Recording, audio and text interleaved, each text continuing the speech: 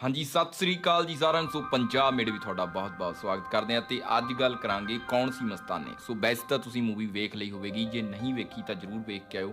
ਬਹੁਤ ਹੀ ਕਮਾਲ ਦਾ ਵਿਸ਼ਾ ਚੁਣਿਆ ਹੈ ਤੇ ਇਸ ਬਾਰੇ ਹੀ ਅੱਜ ਆਪਾਂ ਥੋੜੀ ਆਪਣੀ ਇਸ ਵੀਡੀਓ ਵਿੱਚ ਗੱਲ ਕਰਾਂਗੇ ਕਿ ਮਸਤਾਨੇ ਕੌਣ ਸੀ। ਸੋ ਇਹ ਕਹਾਣੀ ਸ਼ੁਰੂ ਹੁੰਦੀ ਹੈ ਜਦੋਂ ਨਾਦਰ ਸ਼ਾਹ ਨੇ ਭਾਰਤ ਤੇ ਹਮਲਾ ਕੀਤਾ ਸੀ। ਮਤਲਬ ਕੁੱਲ ਮਿਲਾ ਕੇ ਨਾਦਰ ਸ਼ਾਹ ਦੇ ਜ਼ੁਲਮਾਂ ਤੋਂ ਇਹ ਕਹਾਣੀ ਸ਼ੁਰੂ ਹੁੰਦੀ ਹੈ ਤੇ ਜੋ ਫਿਲਮ ਵਿੱਚ ਤਰਸੇਮ ਜੱਸੜ ਉਹਨਾਂ ਦਾ ਰੋਲ ਹੈ ਉਸ ਦਾ ਇਸ ਕਹਾਣੀ ਨਾਲ ਕੀ ਸੰਬੰਧ ਹੈ ਉਸ ਬਾਰੇ ਵੀ ਗੱਲ ਕਰਾਂਗੇ। ਸੋ ਇਦਾਂ ਦੀਆਂ ਫਿਲਮਾਂ ਬਣਨੀਆਂ ਚਾਹੀਦੀਆਂ ਨੇ ਤੇ ਸਾਨੂੰ ਦੇਖਣੀਆਂ ਵੀ ਜ਼ਰੂਰ, ਕਿਉਂਕਿ ਇਦਾਂ ਦੀ ਮੂਵੀ ਬਣਾਉਣ ਲਈ ਜਿਗਰਾ ਚਾਹੀਦਾ ਹੈ। ਸੋ ਮਸਤਾਨੇ ਮੂਵੀ ਦੇ ਆਲੇ ਦੁਆਲੇ ਘੁੰਮ ਰਹੀ ਕੁਝ ਸਟੋਰੀ ਬਾਰੇ ਅੱਜ ਅਸੀਂ ਤੁਹਾਨੂੰ ਦੱਸਾਂਗੇ ਤੇ ਬਾਕੀ ਤੁਸੀਂ ਮਸਤਾਨੇ ਵਿੱਚ ਦੇਖ ਲਿਓ। ਸੋ ਗੱਲ ਸ਼ੁਰੂ ਕਰਦੇ ਹਾਂ ਨਾਦਰ ਸ਼ਾਹ ਤੋਂ, ਜੋ ਇਰਾਨ ਦਾ ਸ਼ਾਸਕ ਸੀ। ਨਾਦਰ ਸ਼ਾਹ ਨੇ ਭਾਰਤ ਤੇ ਪਹਿਲਾ ਹਮਲਾ 1739 ਵਿੱਚ ਕੀਤਾ। ਉਸ ਸਮੇਂ ਸਿੱਖਾਂ ਤੇ ਬਹੁਤ ਮਾੜਾ ਸਮਾਂ ਚੱਲ ਰਿਹਾ ਸੀ। ਹਰ ਰੋਜ਼ ਕਤਲੇਆਮ ਹੁੰਦੇ ਰਹੇ ਤੇ ਆਪਣੀਆਂ ਜਾਨਾਂ ਬਚਾਉਂਦੇ ਸਿੱਖ ਜੰਗਲਾਂ ਵਿੱਚ ਚਲੇ ਗਏ। ਨਾਦਰ ਸ਼ਾਹ ਨੇ ਭਾਰਤ ਨੂੰ ਲੁੱਟਣ ਦਾ ਸਫ਼ਰ ਲਾਹੌਰ ਤੋਂ ਸ਼ੁਰੂ ਕੀਤਾ, ਜਿੱਥੇ ਜ਼ਕਰੀਆ ਖਾਨ ਰਾਜ ਕਰ ਰਿਹਾ ਸੀ, ਜੋ ਕਿ ਸਿੱਖਾਂ ਦਾ ਬਹੁਤ ਕੱਟੜ ਦੁਸ਼ਮਣ ਸੀ। ਪਹਿਲਾਂ ਤਾਂ ਜ਼ਕਰੀਆ ਖਾਨ ਨੇ ਆਪਣੀ ਫੌਜ ਨਾਲ ਲੈ ਕੇ ਨਾਦਰ ਸ਼ਾਹ ਨਾਲ ਜੰਗ ਲੜੀ,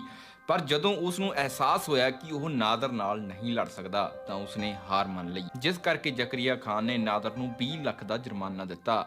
ਪਰ ਨਾਦਰ ਨੇ ਕਿਹਾ ਕਿ ਤੂੰ ਲਾਹੌਰ ਸੰਭ ਲੈ, ਮੈਂ ਦਿੱਲੀ ਲੁੱਟਣ ਚੱਲਿਆ। ਲਾਹੌਰ ਤੋਂ ਚੱਲ ਕੇ ਨਾਦਰ ਸ਼ਾਹ ਹਰ ਵੱਡੇ ਰਾਜੇ ਨਾਲ ਲੜਦਾ ਹੋਇਆ ਤੇ ਖਜ਼ਾਨਾ ਲੁੱਟਦਾ ਹੋਇਆ ਦਿੱਲੀ ਵੱਲ ਵੱਧ ਰਿਹਾ ਸੀ। ਦਿੱਲੀ ਦਾ ਨਵਾਬ ਉਸ ਸਮੇਂ ਮੁਹੰਮਦ ਸ਼ਾਹ ਰੰਗੀਲਾ ਸੀ, ਜੋ ਕਿ ਇੱਕ ਡਰਪੋਕ ਤੇ ਇਆਸ਼ ਬੰਦਾ ਸੀ। ਉਸ ਤੱਕ ਨਾਦਰ ਸ਼ਾਹ ਦੀਆਂ ਖਬਰਾਂ ਪਹੁੰਚ ਰਹੀਆਂ ਸੀ, ਪਰ ਉਹ ਕਹਿੰਦਾ ਕਿ ਦਿੱਲੀ ਅਜੇ ਬਹੁਤ ਦੂਰ ਹੈ। ਉਹ ਆਪਣੀਆਂ ਰੰਗ ਰਲੀਆਂ ਵਿੱਚ ਹੀ ਡੁੱਬਿਆ ਰਹਿੰਦਾ ਤੇ ਜਦੋਂ ਨਾਦਰ ਸ਼ਾਹ ਦਿੱਲੀ ਦੇ ਨੇੜੇ ਪਹੁੰਚ ਗਿਆ ਤਾਂ ਮੁਹੰਮਦ ਸ਼ਾਹ ਰੰਗੀਲੇ ਨੇ ਆਪਣੀ 1 ਲੱਖ ਦੀ ਫੌਜ ਕਰਨਾਲ ਭੇਜੀ, ਜਿੱਥੇ ਦੋਨਾਂ ਫੌਜਾਂ ਦਾ ਟਾਕਰਾ ਹੋਇਆ। ਨਾਦਰ ਸ਼ਾਹ ਦੀ ਫੌਜ ਗਿਣਤੀ ਵਿੱਚ ਤਾਂ ਵੈਸੇ ਘੱਟ ਸੀ, ਪਰ ਉਹ ਜਿੱਤਣ ਦੇ ਜਜ਼ਬੇ ਨਾਲ ਆਏ ਸੀ ਤੇ ਇਹਨਾਂ ਦੀ ਫੌਜ ਨੇ 2 ਘੰਟਿਆਂ ਵਿੱਚ ਹੀ ਮੁਹੰਮਦ ਸ਼ਾਹ ਦੀ ਫੌਜ ਦੇ 30-40 ਹਜ਼ਾਰ ਸਿਪਾਹੀ ਮਾਰ ਦਿੱਤੇ ਤੇ ਬਹੁਤ ਸਾਰੇ ਜ਼ਖਮੀ ਕਰ ਦਿੱਤੇ। ਹੁਣ ਜਿਸ ਫੌਜ ਦਾ ਰਾਜਾ ਹੀ ਰੰਗੀਲਾ ਹੋਵੇ ਜਾਂ ਡਰਪੋਕ ਹੋਵੇ, ਉਸ ਤੋਂ ਉਮੀਦ ਵੀ ਕੀ ਕਰ ਸਕਦੇ ਆ। ਤੇ ਨਾਦਰ ਸ਼ਾਹ ਇੱਥੋਂ ਸਿੱਧਾ ਦਿੱਲੀ ਪਹੁੰਚਿਆ ਤੇ ਮੁਹੰਮਦ ਸ਼ਾਹ ਨੂੰ ਜਦੋਂ ਘੇਰਾ ਪੈਂਦਾ ਦਿਖਿਆ ਤਾਂ ਉਸਨੇ ਕਿਹਾ, ਤੁਸੀਂ ਮੇਰਾ ਤਖਤ ਲੈ ਲਵੋ।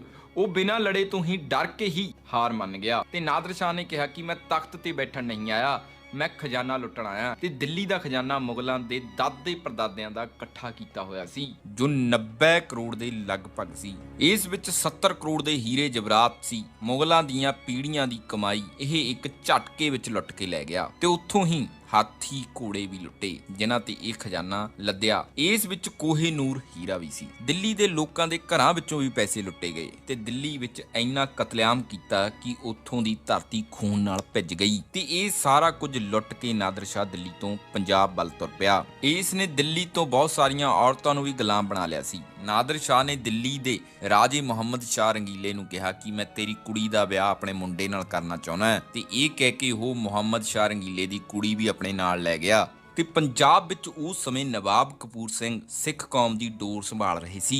ਉਹਨਾਂ ਨੂੰ ਜਦੋਂ ਪਤਾ ਲੱਗਿਆ ਕਿ ਦਿੱਲੀ ਤੋਂ ਇਸ ਤਰ੍ਹਾਂ ਕਤਲੇਆਮ ਮਚਾ ਕੇ ਔਰਤਾਂ ਨੂੰ ਬੰਦੀ ਬਣਾ ਕੇ ਨਾਦਰ ਸ਼ਾਹ ਲਿਆ ਰਿਹਾ ਹੈ, ਤਾਂ ਜੰਗਲਾਂ ਵਿੱਚ ਬੈਠੇ ਸਿੱਖ ਇਸ ਨੂੰ ਲੁੱਟਣ ਦੀਆਂ ਤੇ ਹਮਲਾ ਕਰਨ ਦੀਆਂ ਤਿਆਰੀਆਂ ਕਰਨ ਲੱਗੇ। ਇੱਥੇ ਨਾਦਰ ਸ਼ਾਹ ਦਾ ਸਿੱਖਾਂ ਨਾਲ ਸਿੱਧਾ ਤਾਂ ਕੋਈ ਬੈਰ ਨਹੀਂ ਸੀ, ਪਰ ਸਿੱਖਾਂ ਨੇ ਇਹ ਜ਼ਰੂਰ ਦਿਖਾਉਣਾ ਸੀ ਕਿ ਭਾਰਤ ਵਿੱਚ ਅਜੇ ਵੀ ਨਾਦਰ ਸ਼ਾਹ ਦਾ ਸਾਹਮਣਾ ਕਰਨ ਵਾਲੀ ਕੌਮ ਜਿਉਂਦੀ ਹੈ ਤੇ ਸਾਡੇ ਸਾਹਮਣੇ ਕੋਈ ਸਾਡੀਆਂ ਔਰਤਾਂ ਨੂੰ ਬੰਦੀ ਬਣਾ ਕੇ ਨਹੀਂ ਲਿਜਾ ਸਕਦਾ। ਇਸ ਲਈ ਨਾਦਰ ਸ਼ਾਹ ਉੱਤੇ ਹਮਲਾ ਕਰਨ ਦਾ ਸਿੱਖਾਂ ਦਾ ਇੱਕ ਕਾਰਨ ਬਣਿਆ ਤੇ ਇਸ ਨੂੰ ਦੇਖਦੇ ਹੋਏ ਸਿੱਖਾਂ ਨੇ ਰਾਤ ਨੂੰ 12 ਵਜੇ ਨਾਦਰ ਸ਼ਾਹ ਦੀ ਫੌਜ ਉੱਤੇ ਹਮਲਾ ਕਰ ਦਿੱਤਾ। ਤੇ ਨਾਦਰ ਸ਼ਾਹ ਨੂੰ ਤਾਂ ਹੁਣ ਪਤਾ ਨਹੀਂ ਸੀ ਕਿ ਸਾਡੇ ਤੇ ਕੋਈ ਹਮਲਾ ਹੋਣਾ ਹੈ, ਇਸ ਕਰਕੇ ਉਸ ਦੀ ਫੌਜ ਆਰਾਮ ਵਿੱਚ ਸੀ ਤੇ ਇਸ ਦੌਰਾਨ ਹੀ ਸਿੱਖ ਤੂਫਾਨ ਵਾਂਗ ਆਏ ਤੇ ਉਸ ਦੇ ਕਈ ਸੈਨਿਕਾਂ ਨੂੰ ਮਾਰ ਕੇ ਚਲੇ ਗਏ ਤੇ ਉਸ ਕੋਲ ਕੈਦ ਕੀਤੀਆਂ ਬਹੁਤ ਸਾਰੀਆਂ ਭਾਰਤ ਦੀਆਂ ਔਰਤਾਂ ਨੂੰ ਛਡਾ ਕੇ ਲੈ ਗਏ। ਇਸ ਵਿੱਚ ਕੋਈ ਸਿੱਖ ਨਹੀਂ ਮਰਿਆ ਤੇ ਨਾ ਹੀ ਨਾਦਰ ਸ਼ਾਹ ਉਹਨਾਂ ਨੂੰ ਪਤਾ ਲੱਗਿਆ ਕਿ ਕੀ ਹੋਇਆ ਹੈ। ਇਸ ਤੋਂ ਬਾਅਦ 2 ਕੁ ਦਿਨ ਛੱਡ ਕੇ ਪਹਿਲਾਂ ਵਾਲੇ ਹਮਲੇ ਤੋਂ ਵੱਡਾ ਹਮਲਾ ਕੀਤਾ ਤੇ ਇਹ ਹਮਲਾ ਵੀ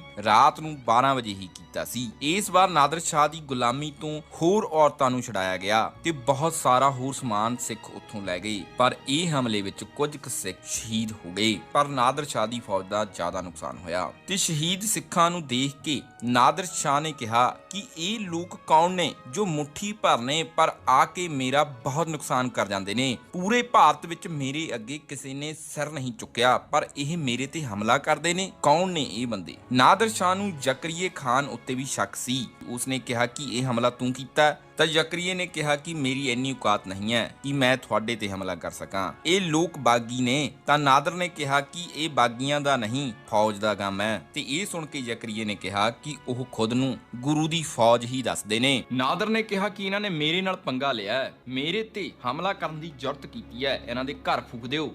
ਜ਼ਕਰੀਏ ਨੇ ਇਹ ਸੁਣ ਕੇ ਕਿਹਾ ਕਿ ਇਹਨਾਂ ਦੇ ਘਰ ਕਿਵੇਂ ਫੂਕ ਦਈਏ, ਇਹ ਤਾਂ ਜੰਗਲਾਂ ਵਿੱਚ ਰਹਿੰਦੇ ਨੇ ਤੇ ਘੋੜਿਆਂ ਦੀਆਂ ਕਾਠੀਆਂ ਤੇ ਸੌਂਦੇ ਨੇ ਤੇ ਛੋਲਿਆਂ ਨੂੰ ਬਦਾਮ ਸਮਝ ਕੇ ਖਾਂਦੇ ਨੇ। ਨਾਦਰ ਸ਼ਾਹ ਨੇ ਕਿਹਾ ਕਿ ਤੇਰੀ ਕਹਾਣੀ ਬਹੁਤ ਵਧੀਆ ਹੈ, ਪਰ ਜੇਕਰ ਤੇਰੀ ਇਹ ਕਹਾਣੀ ਸੱਚ ਹੈ ਤਾਂ ਇਹਦੇ ਪਾਤਰ ਵੀ ਪੇਸ਼ ਕਰ। ਤੇ ਇਹ ਸੁਣ ਕੇ ਇਸ ਤੋਂ ਬਾਅਦ ਫਿਰ ਜ਼ਕਰੀਆ ਖਾਨ ਨੇ ਸਿੱਖਾਂ ਦੇ ਸਿਰਾਂ ਦਾ ਮੁੱਲ ਪਾਉਣਾ ਸ਼ੁਰੂ ਕੀਤਾ। ਇਸ ਨੇ ਬਹੁਤ ਜ਼ਿਆਦਾ ਕਤਲੇਆਮ ਕੀਤਾ, ਘਰਾਂ ਵਿੱਚੋਂ ਚੱਕ ਕੇ ਸਿੱਖਾਂ ਨੂੰ ਮਾਰਿਆ ਗਿਆ। ਇਸ ਦੇ ਰਾਜ ਵਿੱਚ ਹੀ ਭਾਈ ਤਾਰੂ ਸਿੰਘ ਤੇ ਭਾਈ ਮਨੀ ਸਿੰਘ ਜੀ ਦੀਆਂ ਸ਼ਹਾਦਤਾਂ ਹੋਈਆਂ ਸੀ। ਇਹ ਸਿੱਖਾਂ ਦਾ ਬਹੁਤ ਵੱਡਾ ਦੁਸ਼ਮਣ ਸੀ। ਨਾਦਰ ਸ਼ਾਹ ਨੇ ਇਸ ਨੂੰ ਕਿਹਾ ਸੀ ਕਿ ਇਹ ਤੇਰਾ ਇਲਾਕਾ ਹੈ ਜਿੱਥੇ ਮੇਰਾ ਸਮਾਨ ਲੁੱਟਿਆ ਗਿਆ, ਤੂੰ ਜਾ ਕੇ ਇਹਨਾਂ ਨੂੰ ਫੜ ਕੇ ਲਿਆ। ਪਰ ਜ਼ਕਰੀਆ ਖਾਨ ਸਿੱਖਾਂ ਬਾਰੇ ਜਾਣਦਾ ਸੀ, ਉਸਨੇ ਕੋਸ਼ਿਸ਼ ਵੀ ਕੀਤੀ ਪਰ ਉਸ ਤੋਂ ਸਿੱਖਾਂ ਨੂੰ ਫੜਿਆ ਨਾ ਗਿਆ। ਤੇ ਹੁਣ ਫਿਰ ਇੱਥੇ ਕਹਾਣੀ ਵਿੱਚ ਆਉਂਦੇ ਨੇ ਮੀਰ ਆਲਮ, ਜਿਨ੍ਹਾਂ ਨੂੰ ਭੰਡ ਵੀ ਕਿਹਾ ਜਾਂਦਾ ਹੈ। ਜ਼ਕਰੀਆ ਖਾਨ ਨੇ ਕਿਹਾ ਕਿ ਆਪਾਂ ਨਾਦਰ ਸ਼ਾਹ ਨੂੰ ਦਿਖਾਉਣ ਲਈ ਇਹਨਾਂ ਤੋਂ ਨਕਲ ਕਰਵਾ ਲੈਂਦੇ ਆ, ਇਹਨਾਂ ਨੂੰ ਨਕਲੀ ਸਿੱਖ ਬਣਾ ਕੇ।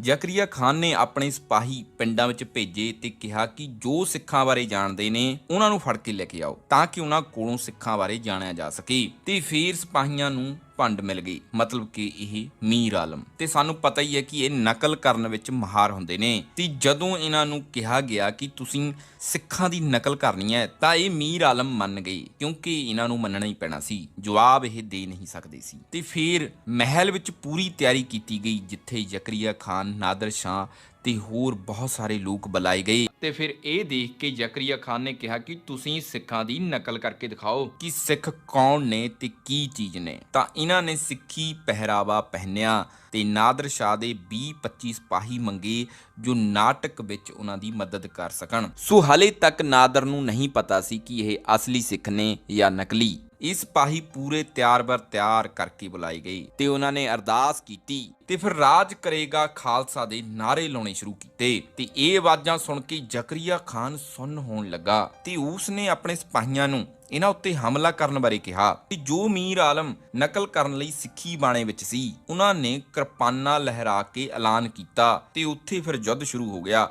ਕੁਝ ਕੁ ਪਲਾਂ ਵਿੱਚ ਨਾਦਰ ਸ਼ਾਹ ਦੇ ਕਾਫੀ ਸਿਪਾਹੀ ਮਾਰੇ ਗਏ। ਨਾਦਰ ਨੇ ਜ਼ਕਰੀਏ ਨੂੰ ਇੱਥੇ ਕਿਹਾ ਸੀ ਕਿ ਜੇ ਤੇਥੋਂ ਕੁਝ ਹੁੰਦਾ ਹੈ ਤਾਂ ਕਰ ਲੈ, ਨਹੀਂ ਕਿਤੇ ਆਉਣ ਵਾਲੇ ਸਮੇਂ ਵਿੱਚ ਇਹ ਪੰਜਾਬ ਤੇ ਰਾਜ ਨਾ ਕਰ ਲੈਣ। ਤੇ ਅਰਦਾਸ ਤੋਂ ਬਾਅਦ ਜੋ ਮੰਜ਼ਰ ਉੱਥੇ ਬਣਿਆ ਉਹ ਤੁਸੀਂ ਮੂਵੀ ਵਿੱਚ ਦੇਖ ਸਕਦੇ ਹੋ। ਤੇ ਇਸ ਤਰ੍ਹਾਂ ਦੀਆਂ ਉਸ ਸਮੇਂ ਦੀਆਂ ਹੋਰ ਬਹੁਤ ਸਾਰੀਆਂ ਚੀਜ਼ਾਂ ਨੇ ਜੋ ਮਸਤਾਨੇ ਮੂਵੀ ਵਿੱਚ ਦਿਖਾਈਆਂ ਗਈਆਂ ਨੇ। ਸੋ ਤੁਸੀਂ ਪੂਰੇ ਪਰਿਵਾਰ ਨਾਲ ਜਾ ਕੇ ਇਹ ਮੂਵੀ ਦੇਖ ਸਕਦੇ ਹੋ। ਤੇ ਸਾਡੇ ਇਤਿਹਾਸ ਵਿੱਚ ਅਜਿਹੀਆਂ ਬਹੁਤ ਕਹਾਣੀਆਂ ਨੇ ਜਿਨ੍ਹਾਂ ਤੇ ਫਿਲਮਾਂ ਬਣਨੀਆਂ ਚਾਹੀਦੀਆਂ ਨੇ ਤੇ ਜਿਸ ਦੀ ਕੋਸ਼ਿਸ਼ ਤਰਸੇਮ ਜੱਸੜ ਤੇ ਉਹਨਾਂ ਦੀ ਟੀਮ ਨੇ ਕੀਤੀ ਹੈ। ਸੋ ਸਾਨੂੰ ਜ਼ਰੂਰ ਸਪੋਰਟ ਦਿਖਾਉਣੀ ਚਾਹੀਦੀ ਹੈ, ਤਾਂ ਹੀ ਫਿਊਚਰ ਵਿੱਚ ਇਸ ਤਰ੍ਹਾਂ ਦਾ ਸਿਨੇਮਾ ਦੇਖਣ ਨੂੰ ਮਿਲੇਗਾ। ਸੋ ਹਰੇਕ ਸਿਨੇਮਾ ਇਸੇ ਤਰ੍ਹਾਂ ਵੱਡਾ ਹੁੰਦਾ ਹੈ। ਹੋ ਸਕਦਾ ਫਿਲਮ ਵਿੱਚ ਕੁਝ ਕਮੀਆਂ ਰਹਿ ਗਈਆਂ ਹੋਣ, ਪਰ ਫਿਰ ਵੀ ਜੇਕਰ ਅਸੀਂ ਸਪੋਰਟ ਦਿੰਨੇ ਆ ਤਾਂ ਆਉਣ ਵਾਲੇ ਸਮੇਂ ਵਿੱਚ ਸਾਨੂੰ ਇਸ ਤੋਂ ਬਿਹਤਰ ਪ੍ਰੋਜੈਕਟ ਹੋਰ ਦੇਖਣ ਨੂੰ ਮਿਲਣਗੇ। ਹਰੇਕ ਸਿਨੇਮਾ ਇਸੇ ਤਰ੍ਹਾਂ ਵੱਡਾ ਹੁੰਦਾ ਹੈ, ਜਿਵੇਂ ਕਿ ਸਾਊਥ ਦੀਆਂ ਫਿਲਮਾਂ ਵੱਡੀਆਂ ਬਣੀਆਂ, ਜਿਵੇਂ ਕਿ ਤੁਸੀਂ ਦੇਖੀ ਹੋਵੇਗੀ ਬਾਹੂਬਲੀ ਜਾਂ ਕਾਂਤਾਰਾ, ਉਹ ਆਪਣੀਆਂ ਜੜ੍ਹਾਂ ਨਾਲ ਜੁੜੀਆਂ ਹੋਈਆਂ ਕਹਾਣੀਆਂ ਸੀ। ਉਸੇ ਤਰ੍ਹਾਂ ਮਸਤਾਨੇ ਫਿਲਮ ਹੈ। ਸੋ ਜੇਕਰ ਤੁਹਾਨੂੰ ਇਹ ਇਨਫੋਰਮੇਸ਼ਨ ਵਧੀਆ ਲੱਗੀ ਤਾਂ ਇੱਕ ਸ਼ੇਅਰ ਜ਼ਰੂਰ ਕਰ ਦਿਓ, ਤੁਹਾਡੇ ਇੱਕ ਸ਼ੇਅਰ ਨਾਲ ਬਹੁਤ ਵੱਡਾ ਪ੍ਰਭਾਵ ਪੈਂਦਾ। ਸੋ ਹਰ ਰੋਜ਼ ਮੋਟੀਵੇਸ਼ਨ ਦਾ ਡੋਜ਼ ਲੈਣ ਲਈ ਸਾਨੂੰ ਫੇਸਬੁੱਕ, ਇੰਸਟਾਗ੍ਰਾਮ ਤੇ ਟਵਿੱਟਰ ਉੱਤੇ ਫੋਲੋ ਕਰ ਸਕਦੇ ਹੋ, ਉੱਥੇ ਹਰ ਰੋਜ਼ ਮੋਟੀਵੇਸ਼ਨ ਦਾ ਡੋਜ਼ ਮਿਲਦਾ ਹੈ। ਸੋ ਨਵੇਂ ਦੋਸਤਾਂ ਨੂੰ ਬੇਨਤੀ ਹੈ ਕਿ ਹੋ ਸਕੇ ਤਾਂ ਚੈਨਲ ਸਬਸਕ੍ਰਾਈਬ ਕਰ ਲਿਓ ਤੇ ਨਾਲ ਦੀ ਨਾਲ ਬੈਲ ਦਾ ਬਟਨ ਜ਼ਰੂਰ ਦਬਾ ਲਿਓ ਤਾਂ ਜੋ ਸਾਡੀ ਨਵੀਂ ਵੀਡੀਓ ਤੁਹਾਡੇ ਕੋਲ ਸਭ ਤੋਂ ਪਹਿਲਾਂ ਪਹੁੰਚ ਸਕੇ। ਥੈਂਕ ਯੂ, ਧੰਨਵਾਦ।